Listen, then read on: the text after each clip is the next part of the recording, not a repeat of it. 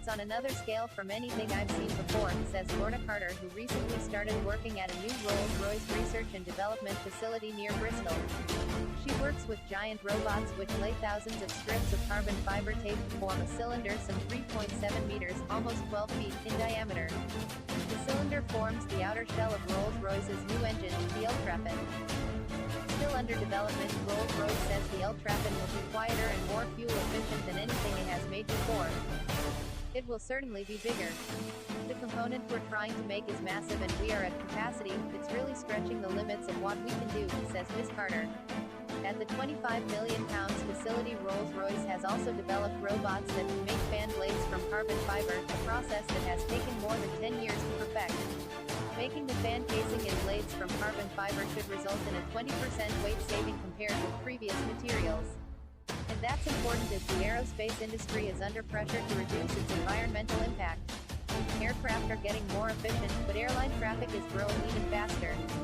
Rolls-Royce estimates that 37,000 new passenger aircraft will be needed over the next 20 years.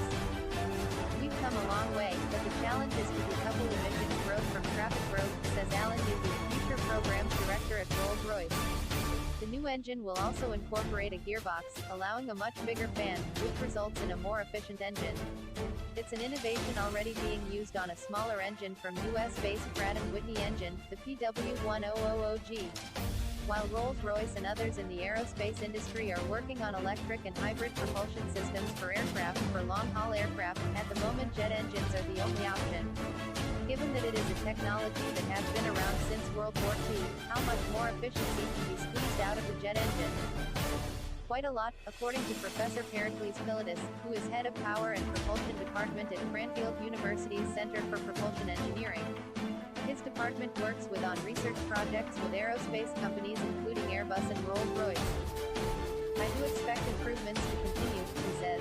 Better materials, more efficient shapes and improved coatings can all contribute to make engines lighter and stronger. He also points out that lighter engines mean the aircraft structure can be lighter as it has to carry less weight.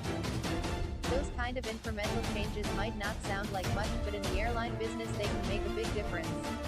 Evolutionary changes, they sound unimpressive, 10% here, 12% there. But in the airline business with very thin margins, that is the difference between life and death, says Richard Avalakia, Vice President of Analysis at the Peel Group.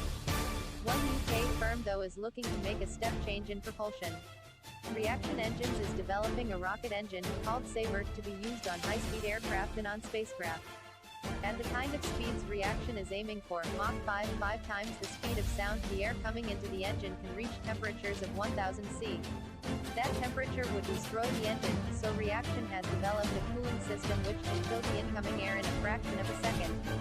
The so-called pre-cooler is made from miniature tubes, less than 1 millimeter thick, that can pipe coolant under high pressure through the system, and whisk heat away. The Sabre is completely unique, there's nobody else in the world, that we are aware of that's developing an air-breathing rocket engine, says Mark Thomas, Chief Executive of Reaction Engines. Our pre-cooler technology is in a different class to anything out there. It's ultra-high performance, ultra-lightweight, highly miniaturized. It's just in a different league completely. Reaction Engines plans to start building the Sabre engine this year and test it in 2021. Reaction's pre-cooler can also potentially be used on conventional jet engines to make them more efficient, an idea being tested with Rolls-Royce. According to Professor Pericles, it will be another 30 years until we see a radical change in passenger aircraft. By then he thinks there will be a transition from the current design, which is basically a tube with engines hanging below the wings, to a blended wing design. Under that design, the aircraft is just one set of wings, with engines sitting on the top. Those engines might even be powered by hydrogen, which has the potential to be a very low-emission fuel. Hydrogen fuel is unavoidable, says Professor Philides. It is a long-term solution to decarbonize aviation completely. However, environmentalists says action needs to be taken sooner.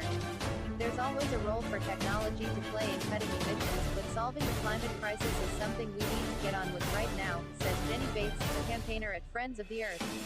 The priority instead needs to be emissions cuts by having fewer planes in the sky. This is a crucial part of preventing further climate breakdown.